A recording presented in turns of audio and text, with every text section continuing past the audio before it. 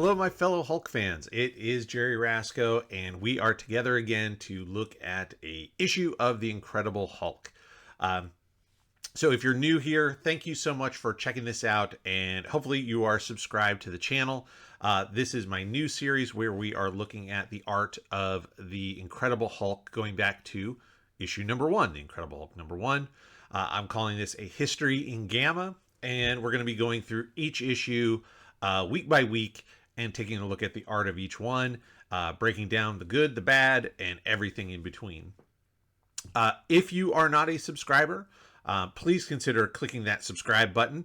It does cost you nothing at all. And if you are one of the subscribers, when we reach 1,000 subscribers, you could win this free piece of artwork, this Incredible Hulk 11 by 17 original full color illustration by yours truly.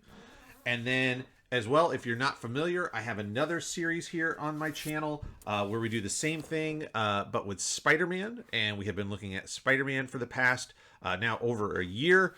And I have a Spider-Man illustration that is also going to be going to the lucky random person who's picked from the subscriber list when we hit 1,000 subscribers. So if you're not subscribed, make sure you click that button, and you will be eligible to win both of those pieces of artwork. So that being said, we are going to get into the Incredible Hulk here. This is going to be Hulk issue number 3. And let's cut over and take a look.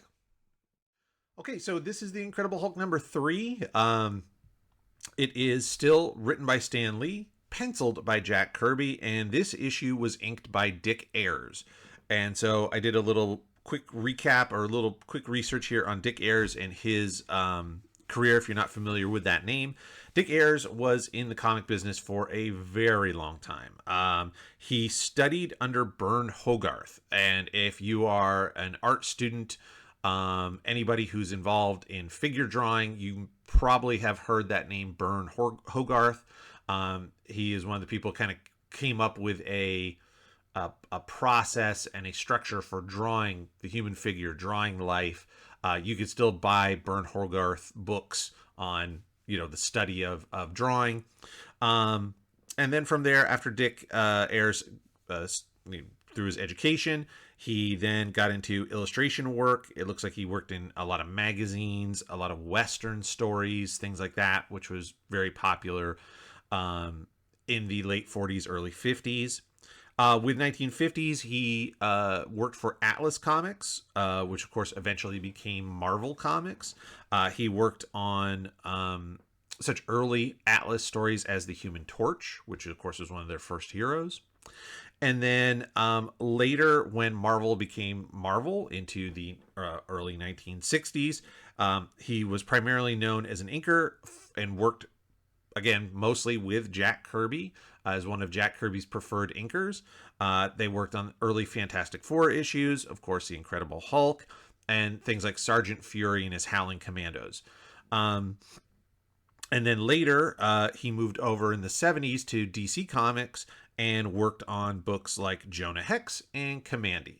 So a lot of what he did, again, kind of the time, right? So whether that's a lot of Western work, a lot of Army military with, Sergeant Fury.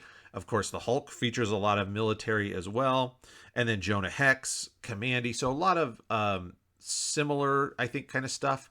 And he worked a long time, all the way into, I think, into the 1990s. He was still working on publishing work for different small publishers. And then he passed away in 2014 at the age of 90. So Dick Ayers had a very storied career, a name that a casual fan, you may not know, but hopefully this illustrates and highlights a little bit of the career of someone that really helped shape comics as we know them today. So Dick Ayers is going to be the inker on this issue and the next couple as well. Cover is exciting. I like the cover. I think the colors are great. I love this sort of red to yellow gradient. You can see the printing limitations. Today, very easy for us to do a full gradient from pure red all the way to white. Here you can see there's lines where it kind of cuts from that orange to yellow. You can see they use the shape of the figures and how everything is locked together to kind of create areas where they could sort of go red and then below that go orange as opposed to true gradient. But again, it's just the limitations of the printing of that time. This book is from 1962, so I mean, this is a pretty old book. The Hulk. I did say this. I think this is always a big pet peeve of mine. Again, we've talked about it in multiple stories. If you're a subscriber here, we as Western readers read from left to right. So there's a psychology of things that move from left to right. And that always, when you're moving left to right, always feels forward, progress, things of that nature. When you're going right to left, it sometimes feels backwards, retreating, stuff like that. So for me, my thought was I would have flipped this cover horizontally, right? So I would have flipped it like this. So beyond that, I think the cover is very exciting. Obviously, we have the military, and there's some sort of rocket or missile coming after the Hulk. Everybody's after him. Rick Jones is in fear of both the military and the Hulk, and now this guy's yelling he can fly. So my notes I put fly question mark. We'll see, and we'll talk about that as we get there. Again, we cover it as with every video. This is a scanned PDF copy of the actual book. So if you look at the indicia down here, you can see it is 1962. So you're going to see the advertisements. You're going to see the coloring. You're going to see the yellowed pages, the wear and tear on the actual paper, all that stuff. That is just how it was when, if you pick this comic up for real. So I do really like that, that we can see the actual comic as opposed to the recolored versions or modern reprints that we often get today. So we have a good splash. I like a splash page. It takes us into the story. The Hulk is locked into his overnight chamber. So Dr. Banner and Rick Jones have built this chamber underground in this granite cavern with this giant piston that will hold the Hulk in all night until he changes back into Dr. Banner. Now, I have a couple issues with this. Real quick, we're going to talk. There's a bunch of things story-wise I have issues with. I don't want to focus on those too much because, again, the whole goal here is really to focus on the artwork. But we've seen in issues 1 and 2, when it becomes nighttime, Bruce Banner changes into the Hulk. When he is exposed to sunlight, he changes back to Dr. Banner. Now, you notice I said not in the morning, but when he is exposed to sunlight. So in the previous issue, they're captured by the guard. Wait, is that issue 1? That's issue number 1. I'm sorry. So last issue, he's captured by the Toadmen. And when he's taken into outer space, he changes, when they go to the night side of the planet, he changes into the Hulk.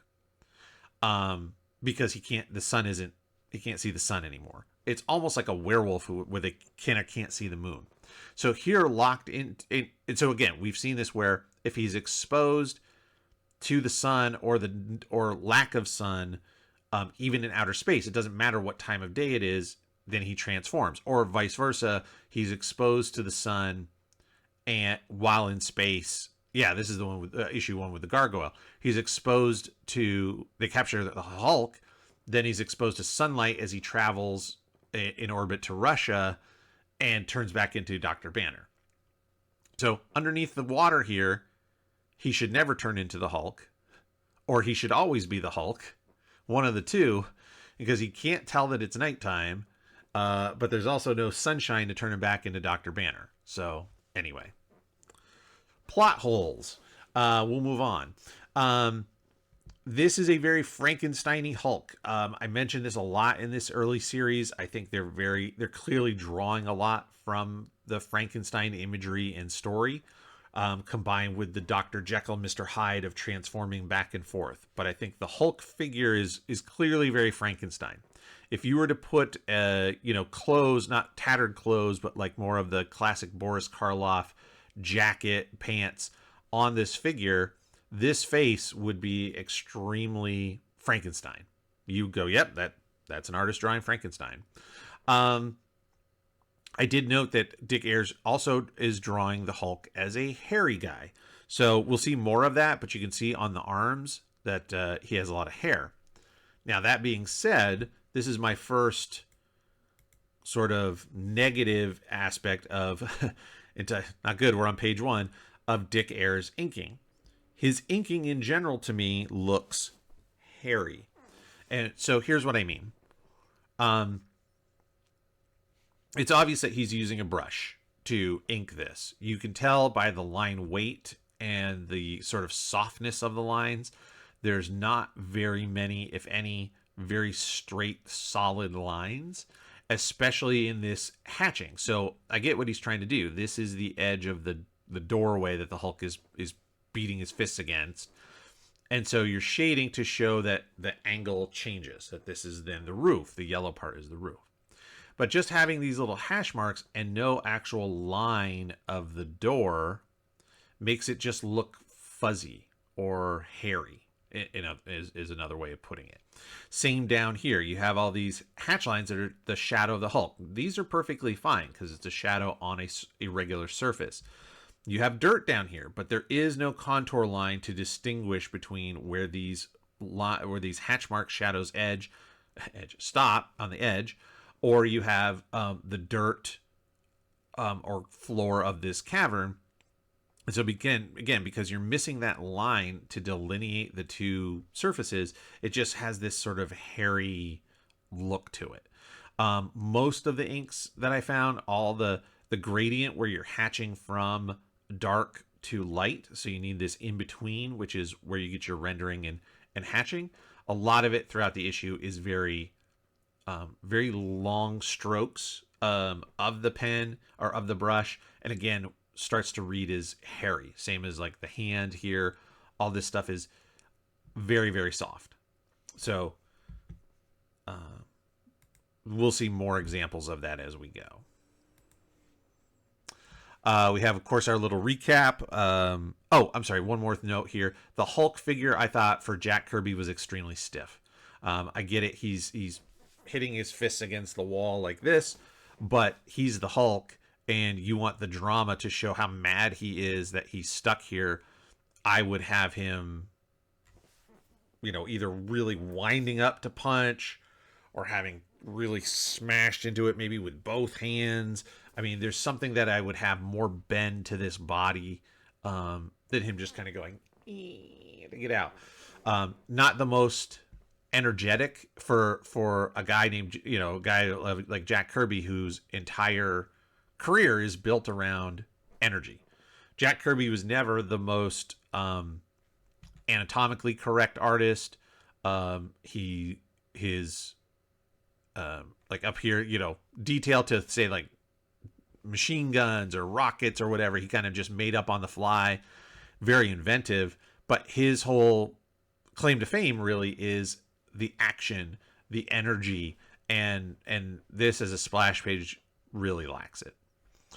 So like I said, we have a recap here of what happened. So they locked him up, and night came, and he turns into the Hulk. And Rick is like, okay, I gotta take a rest, and the military surround him. I'm going to mention this. This will be the one time you'll see it off and on throughout the issue. I'm not going to beat a dead horse here, but feet on the panel, feet on the border. You don't want to do this. So like this guy's toe is on the border and Rick's toe is on the border, and that ends up making it look like they are on the same plane, even though this guy is supposed to be in front of him.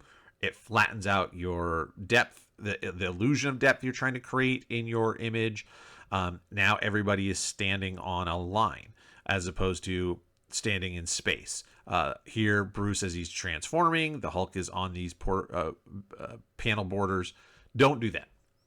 It's not good. It does not help your attempt to create depth. So something to watch out for if you are an artist. The other thing I will have here is I don't know what's going on with the Hulk's face. It looks like it's melting. I'll zoom in a little. It's a long shot. I mean, it's far away and it's a small shot, but the Hulk's face just looks like he's melting. There are many inconsistencies. I'm going to point out one example right here of kind of Kirby inconsistencies that I think sometimes plague some of his early work. Now, let me preface all this. I understand Jack Kirby's place in comic book history. I understand why people absolutely love his work. I am a much bigger fan of his later work from the 70s than I am of this early work. So don't get me wrong. I'm not here to bash on Jack Kirby. There's a lot of really cool stuff that he does. I'm going to point that out as well. But we're just looking at this completely objectively, just like I would any artist. So not everybody hits a home run every time. And it's hard to say.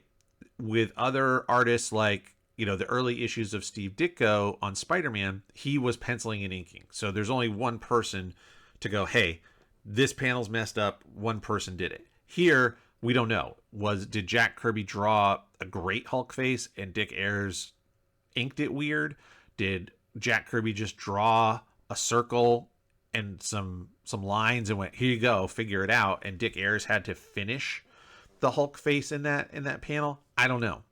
But I'm going to point it out. I'm going to point out the inconsistencies here.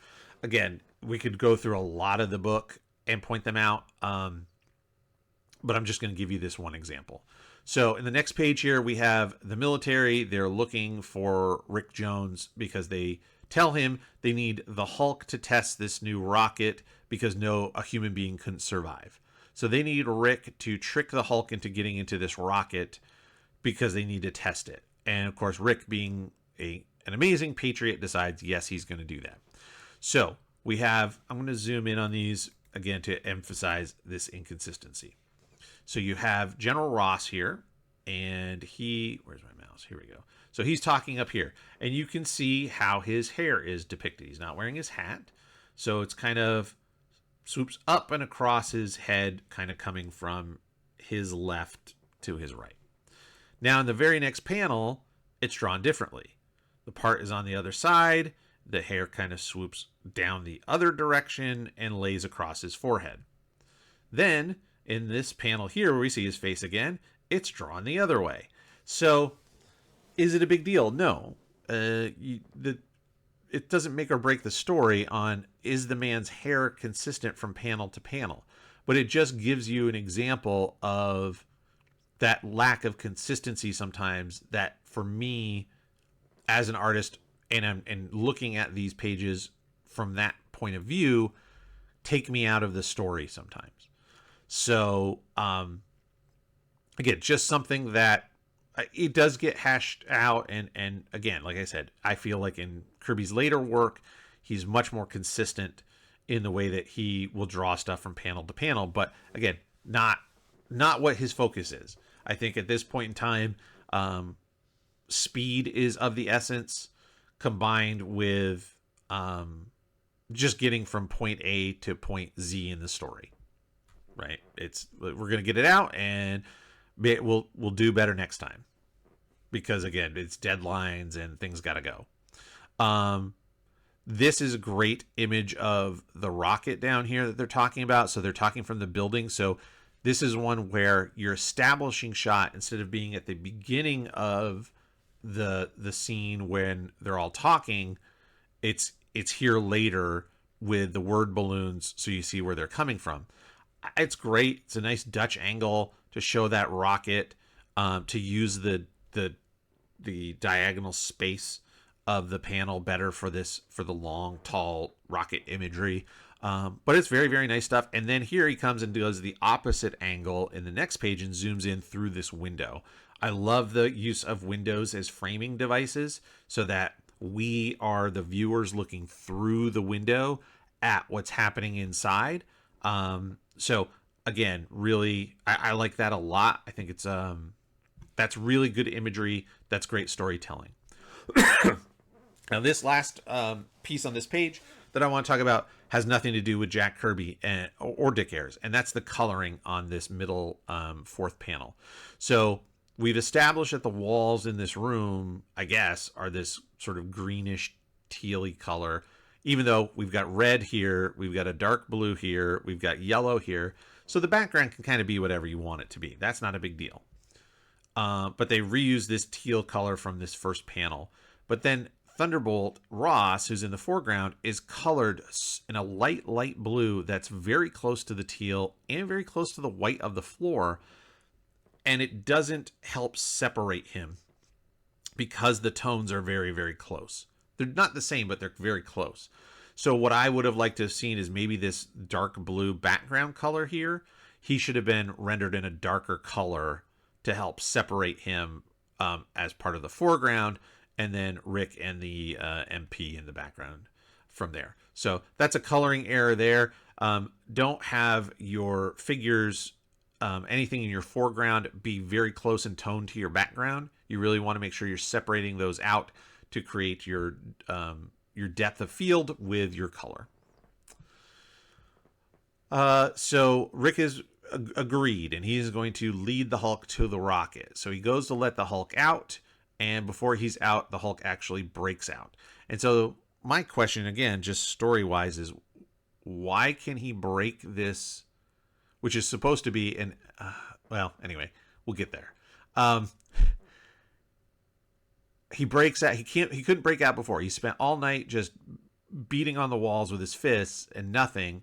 And Rick starts to open up the door, and before he finishes, the Hulk smashes it.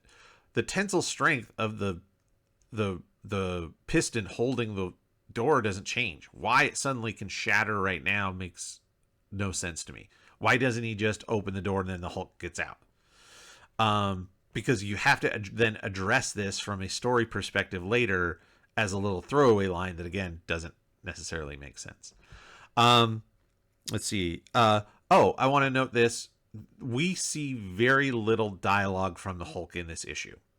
So if you go back and look at my videos for issue 1 and 2, the Hulk speaks a lot. And in issue 2, he speaks actually quite eloquently. Here, he talks in clipped sentences, very little dialogue. So I don't know. We'll have to see if this is something that moves forward. I don't believe it does. I think the Hulk goes back to speaking more eloquently. So one of the things I would say, just as a general theme of this issue, is Stan seems to be really throwing things against the wall and seeing what sticks. So we see lots of different depictions of the characterization of the Hulk in these early issues, because it seems like he's trying to figure out what works and what doesn't. So I'll quote you here. So as a comparison, so right here, the Hulk escapes. He says, "You boy, you locked me in cell. You pay for that now." Compared to, here's a line from issue 2, and quote, "With this flying dreadnought under me, I can wipe out all of mankind. Now the Hulk will be the hunter instead of the hunted." So that's a pretty significant difference. And then as Rick Jones is running away, he mentions the Hulk can't move fast. And you see the way that he walks. He's hunched over. He's super stiff arm, stiff leg. Again, really leaning into that Frankenstein monster, movie monster imagery, right?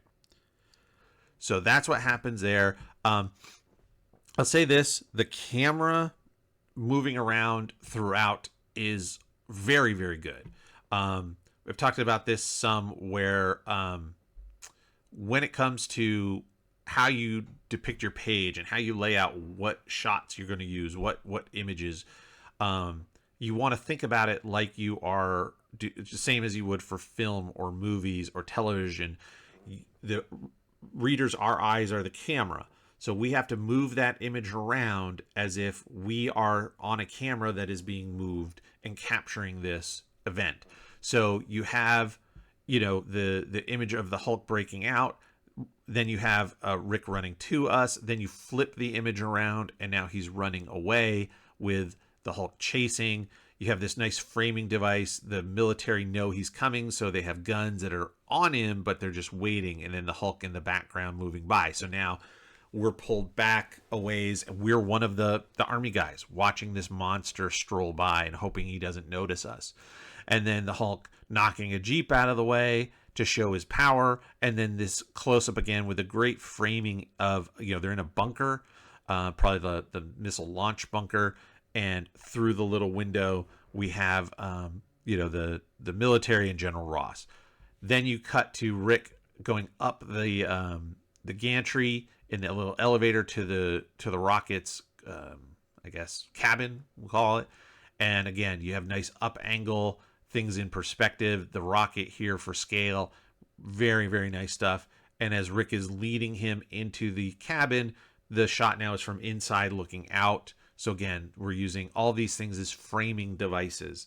As the door closes, we see that little glimpse of the Hulk's face, angry face, realizing that he's been tricked. So great stuff moving the camera around. A lot of artists will sometimes get stuck on a sort of a mid-range shot. Everything is sort of from your chest up and focusing on the figures, where here we have so many different angles and directions of the camera, if you will. So that's really, really good stuff. That's you can learn a lot as an artist from these things. The Hulk face in here. It's a little rough. I don't know. Again, is it the inking? Is it Jack Kirby? It's pretty rough. You get the anger because you see the open mouth and stuff, but the eyes look half asleep, and it just. As I was going through this, I was trying to figure out how to explain this. What words do I use to explain how the Hulk's face is drawn off and on throughout this book? The only thing I can explain, the only thing I could come up with is the Hulk's face looks mushy. So what I mean is it looks like you could grab him and just sort of like and squish and pull his features and squish him. Like he's some sort of, clay figure, as opposed to a figure that's supposed to be, bone and muscle and stuff like that. So it just looks very odd and squishy to me. So here's what I was talking about earlier. So they blast. The whole thing is a ploy, right? They want to shoot the Hulk off into space forever so that he won't be around.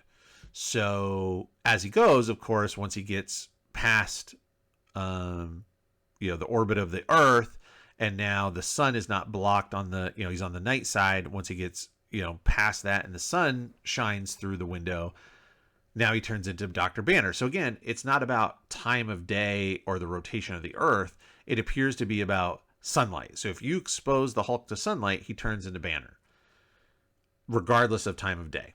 This is very nice imagery too. I like the Hulk's reaction to the light hitting him. And then the flip of Dr. Banner and the shocked sort of not misunderstanding or lack of understanding of where he is.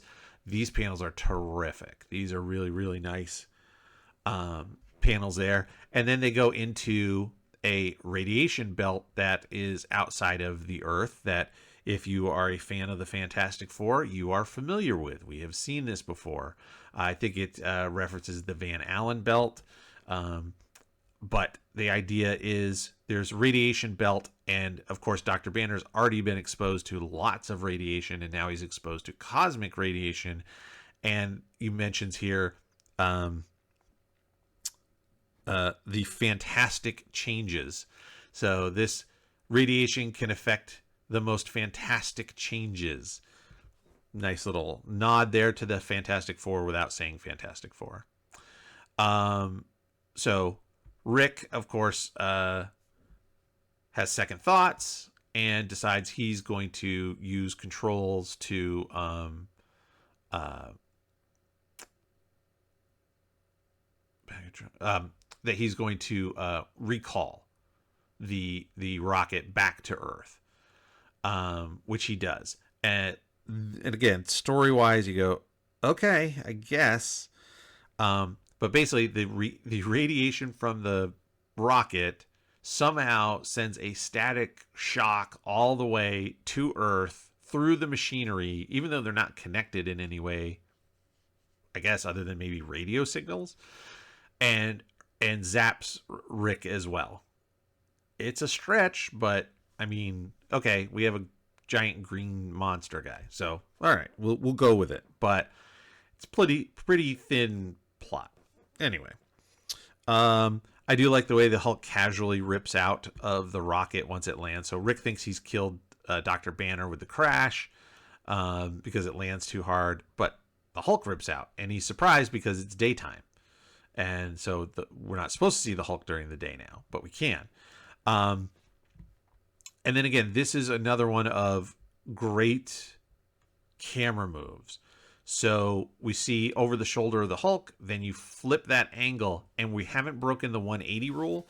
If you're not sure what that is, you can check out some of my earlier Spider-Man issues or episodes. I talk about that. Basically, if we're like this, if you have a line through your image, you can go 180 degrees, so half a circle from one area to the other on that angle without confusing anybody. If you flip over to the other side of the 180 line, now it looks like somebody who was walking to the right is now walking to the left. And if you don't understand and haven't explained that, somebody might think they just changed direction. So that's the 180 rule. And it's good here in panels 1 and 2. So I like that. The zoom out of the Hulk throwing the wreckage at Rick is good. This panel, again, should be flipped. So this one does break the 180 rule, sort of. Since the Hulk is behind Rick to the left, if this was flipped and the machinery was coming in from the left to the right as Rick is running away, it would work. This is a little backwards, but it's okay. Same thing here. As he's climbing up away from the Hulk to this long shot of the two of them on this precipice, and what is he going to do? And then this closer of the Hulk, has finally got him, and he's enraged. This is a good Hulk face. This reaction of Rick is awesome. This makes me think that maybe this was referenced. Like maybe Jack had somebody kind of go in that pose, because this is very, very good, very natural. The twist of the hand, the way the other hand comes through to the shoulder, like where the clothes pull and bunch. I think it's awesome. Maybe it's not referenced, but it just looks much more natural and real than some of the other poses, right? This pose, the running pose, nobody runs with their hands like that. It's a little weird. So this feels much more natural. Same thing here. This one here, again, almost looks like he's referencing maybe a photo or somebody standing there. It's very, very natural. Then you get to this next one, and it's not. This is clearly an illustration of a boy. This feels like drawing from looking at somebody real. I could be wrong. Lots of artists use a real life reference. It makes perfect sense. And whenever you have the opportunity, I recommend it, as long as you don't become reliant on it. This is where Rick determines that the additional radiation, has now linked the two beings, so that Rick has essentially mental control over the Hulk. So as long as he is awake, the Hulk sort of is like a robot. He kind of does his own, does whatever Rick wants. So you see, raises his hand, sit down, just stand there, carry me, stand there, don't move, all that kind of stuff. The Hulk face is very weird. I did know, I mentioned earlier, a hairy Hulk. This is something that we're seeing. I don't know that we saw earlier, where he has a lot of chest hair, and he's drawn that way, which we haven't seen before. We've seen a little bit of the arms, but now we're seeing that. This one as well. This is, again, where I was sort of talking about some of this mushy line work on the face. Yes, the Hulk has unusual features with the eyebrows and the big head, but there's just something about the lighting doesn't work for me. These little hatch marks like over the top lip here, and then these little dashes on this side that are supposed to be shadowed. Like, is it hair? Is it shadowing? You have hard shadows of the black around the nose, the chin, under the eye. Why do we have soft shadows everywhere else? It just, again, it looks like a Play-Doh face that you could just sort of mush up, which I don't think strikes a lot of fear, or doesn't depict the Hulk in the power and that I think they're going for. So they had Rick apparently lives in a shack. This is great. He's like, this is my, hey, I found, or my cabin. So I guess we never really thought about it. Like, where does Rick Jones live? I assumed he lived in like a house or somewhere. But he lives in like this wooden shack apparently out in the middle of the desert. Good to know. And once he falls asleep, the Hulk runs away. So the Hulk only will respond to him while he's awake and conscious. If Rick is knocked out or asleep, the Hulk will go and do his own thing. Real quick, just again, I'll show you. This is another one of the small examples, right? So here's Rick Jones. Rick is supposed to be a kid, a teenager. He's old enough to drive, so 16, 17 years old, maybe even 18, something like that. And this face looks like that. He looks like a kid. You can see, right, just the boyishness of that face. Now you cut down here to this one, and these two faces look very different. For one, this head is much larger. The hairline isn't the same. It's further back on the head, whereas this one, it's much lower. You could say he's tipping his head back, but the ears don't really show that. The ears are lined up in the same place. So it's just inconsistency in how he's drawn. In this one up here, he looks like he could be 14, and down here he looks like he's 25. And it's panel to panel. So it's not like an excuse from page to page. You can be consistent with your figures, especially when you're drawing them panel to panel. So Rick catches up. The Hulk's on a rampage. Local authorities trying to stop him. Can't stop him. And he's like, hey, we got to go. So the Hulk grabs him and jumps away. So this is the first appearance, or the first example of the Hulk jumping. That becomes his primary mode of transportation, as he leaps for miles because of his super strong leg muscles. And so I think this is the first time we see that, which is pretty cool. Again, the Hulk face. What did I say here? Panel 4. Oh yeah, good framing. Where you have the Hulk up here and Rick behind him, thinking about like, what am I gonna do? I'll have to lock him up because I can't fall asleep unless he's locked up. And again, just squishy, soft, weird choice where the lines are just almost seem random at times, as opposed to trying to structure that face out. This one's a little better than some of the others we've seen, but again, just feels weird. Last thing he mentions, he replaced I've been calling it a piston. He calls it a steel ramrod. So this thing right here that breaks like wood and has texture like wood is apparently steel. And Rick was able to replace it all on his own. So go figure. So this is the end of this chapter. And again, we're talking about these early issues that had multiple chapters. So Rick, they use this opportunity to go back and do a little recap of the origin. So if you missed Hulk #1, this is a time there were no back issues, there were no reprints, there were no comic book stores where you could go get a copy. If you missed this, you missed it. I'm not going to go too deep into this. There's a couple of things here that I thought artistically are nice. This is a nice little thing. So Rick is sitting there and either remembering or dreaming this montage of the launch of, or the detonation of the gamma bomb, Bruce Banner in the background, the bomb, the guys in the control bunker, and then what happens, right? I like this. So we usually see this panel of Banner throwing Rick into the trench and then getting hit with the gamma, and you see this, usually this kind of face is very, very common. This sort of supposed to be like a photo negative look of the face, very normal. Here, I like this. There's this extra like blast of wind and radiation and energy, and I like the little white dots inside the black, to kind of break that up, and then the lines coming past.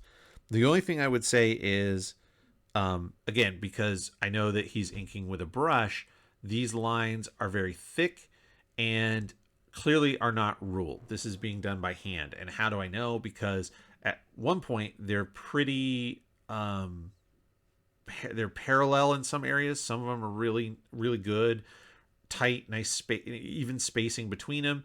And as he gets up here, he loses it and starts to fade off to the right. I would have liked to have seen those as very straight, ruled lines, I think, compared to the organic feel of Banner with the little, again, the white dots in this shadowing, which I really, really like. I would have liked to have seen more of this straight ruled line.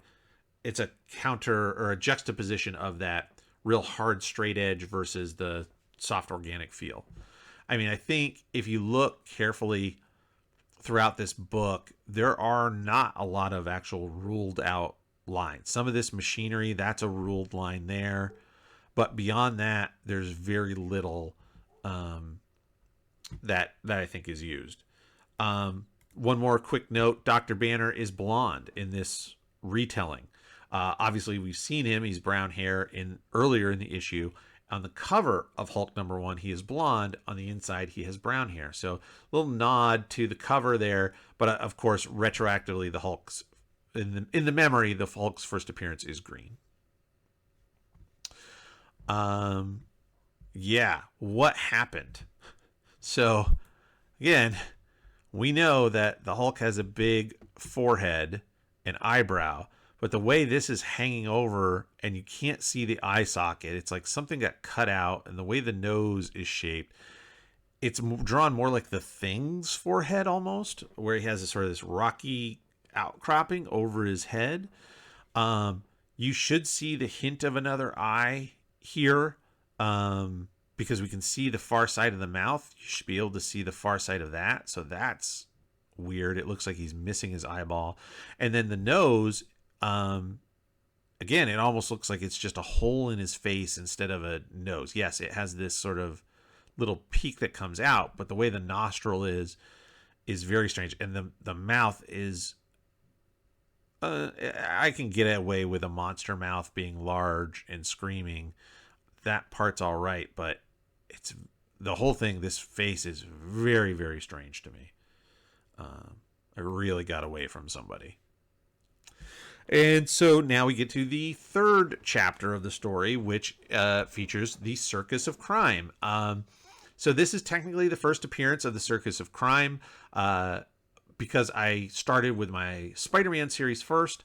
Spider-Man encountered the Circus of Crime later, and so I have talked about them. We've seen them in those issues. You can go ahead and check those out on that other playlist.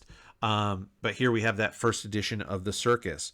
I said instead of the circus, whatever they call them, just the circus, this should be the Circus of Horrors, because look at these faces. Look at this clown. I know clowns are supposed to be kind of scary a little bit, but if this clown came out in a circus, like, I'm out. That's it. And everybody is very horrifying. Now, even the ringmaster, who's supposed to be like the friendly face of the circus, even his face is somewhat horrifying. It's just, I understand it's a way to show that they're bad guys and not just a regular circus. I understand. But it's it's almost a little too far for me. Here, this is much better. We see the circus is performing. People seem much happier. The faces seem more normal. Even the clowns are more jovial. And so it's good. And then the ringmaster uses his hypnosis technology to hypnotize everybody, and then they rob the town blind, and then they leave and do it again. I liked this depiction of hypnosis, right? So the spirals which is great from his hat, and then the stars, which are from his coat and his costume. I thought that was a really nice visual depiction of how you would show somebody hypnotizing someone else. So I like that a lot. The stars, the lines, very, very nice stuff there. Not much to talk about here. Again, the Hulk face, with the framing of the Hulk and Rick. So little bit better. Let's see here. Trying to see what my the Hulk face. Yeah, it's still rough. Again, it's almost like there's too much focus on where the eyebrows are and how big this brow is, and it ends up kind of throwing off the whole face for whatever reason. But it is what it is. We've talked about it enough. Rick, of course, ends up finding about the circus, goes to the circus, and becomes one of the crowd that's being hypnotized. And at the last second, he mentally calls for the Hulk. Again, consistency. Rick in this image, now his eyes are wide because he's being hypnotized, but he looks like he's 12 or 13. We know he's old enough to drive, and in other faces, he looks like he's 17 or 20. So just some consistency. The Hulk zooms in, directed to Rick, and the circus leaps to action to try to stop the Hulk. So the human cannonball blasts at him. This is awesome. This is a phenomenal panel. You have the foreshortening of the human cannonball being shot at the Hulk with this hammer over his head, and then the Hulk rearing back to punch him. At first, my first thought was it looks like the Hulk is already falling over, like he's already been hit and he's falling back. But it just goes to show, I guess, how far he's winding this punch, because he's going to push off, end up stepping forward with this and punching with his left and knocking this guy through the tent. I really like it. This is very classic Kirby. When I talk about what is Jack Kirby known for, his energy, his figures moving in space. Is it the most anatomically accurate? No. Are there things like the panel, the fist and the foot are on the bottom panel? Yes.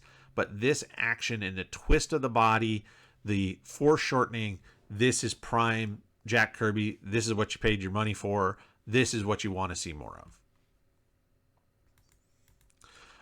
This Hulk here coming at the Ringmaster, again, very Frankenstein-y. Probably one of the better drawings of the Hulk in the whole book. Yes, very Frankenstein with the flat head, the lumbering, the bent over, but it works and it looks like the Hulk. So I thought that was pretty good just in terms of depicting the Hulk. Nice shading on the far arm, and the hatching there is all good. This one is probably one of the better ones. They managed to capture him only because Rick is finally totally hypnotized and can't control the Hulk or give him more orders. So he just sort of goes into holding pattern. Now here, scale. So they chain the Hulk up with other animals to depict him as like, hey, this is a crazy monster that we found. So either the lion is too small or the Hulk is too big. And here's my example. The Hulk, slightly bent at the knees and leaning forward, is essentially as tall as the Ringmaster. So if he stood up straight, he's maybe 6.5 feet tall, something like that, right? He's not a 7-8 foot giant the way we think of the Hulk today. This Hulk is a 7 or 8 foot giant because a grown lion is huge. A grown lion is way bigger than you think. Also, here's the Hulk with an elephant. Again, if you want to stand and almost be looking eye to eye with an elephant, you better be tall. So scale of the Hulk is a little inconsistent here. What could have worked better is to flip these, right? So basically have the Hulk where the lion is and overlapping the lion. And so you could draw the lion a little bigger and it would help frame the scale of the Hulk. Here he just is way too big. And then he breaks out of his chains once. So Rick has woken up.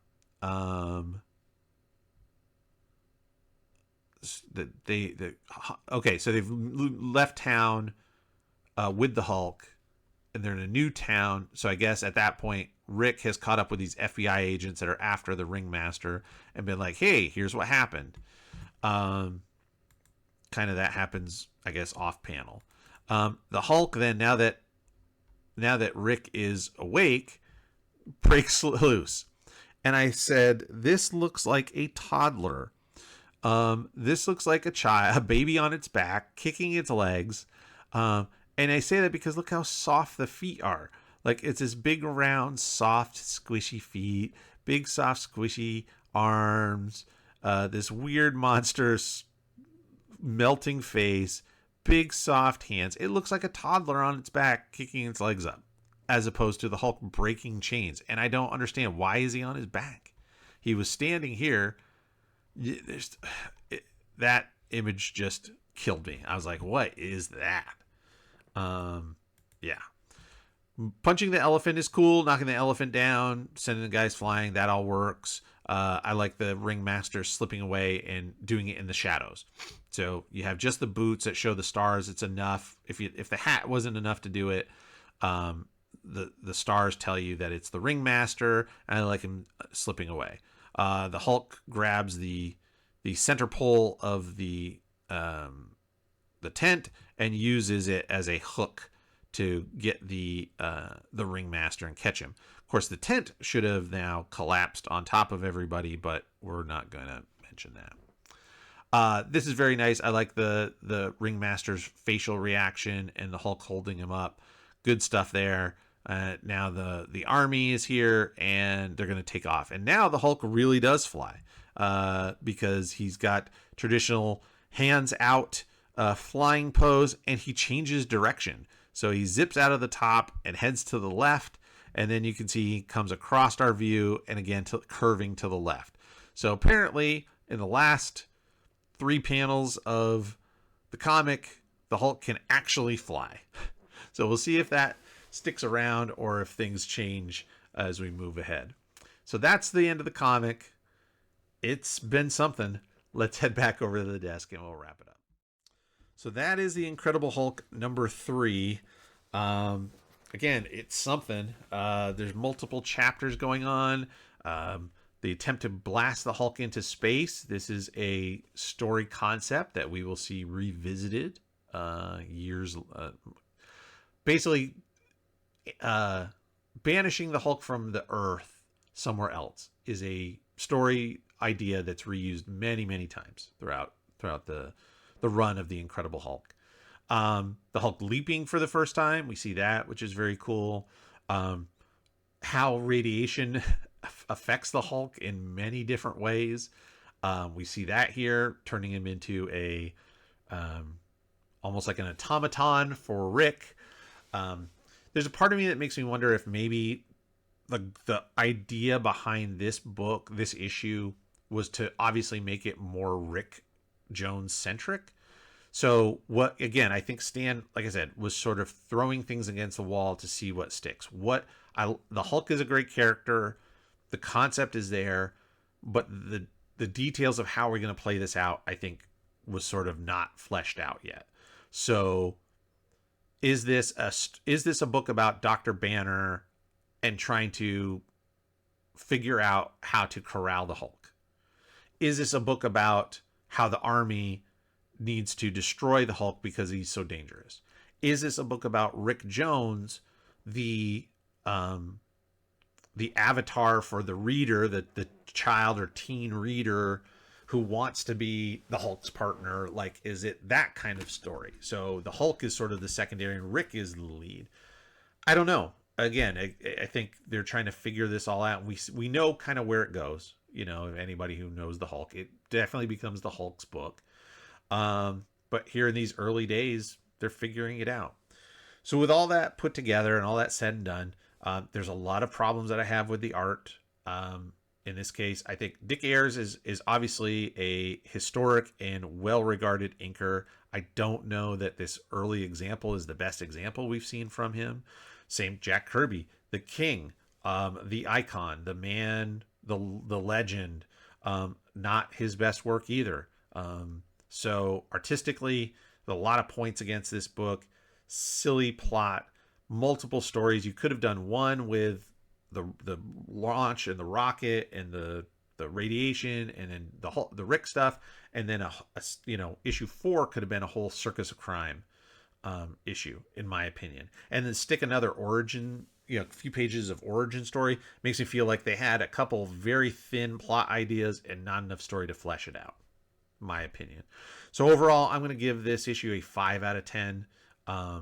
It's great as far as history and knowing the background of the Incredible Hulk, but yeah, definitely not my favorite issue so far. So hopefully we will see issue number 4 will improve things and be much more exciting. Just looking at it to give you a little example, we have, it looks like a much better story, better artwork, more action, more interesting stuff. So very, very exciting to see where issue 4 takes us, and I look forward to presenting it with you next week. So thank you all for joining me. Again, don't forget to subscribe, be one of the 1,000 subscribers so you can win free artwork, and we'll talk to you next week with more Incredible Hulk. Thanks.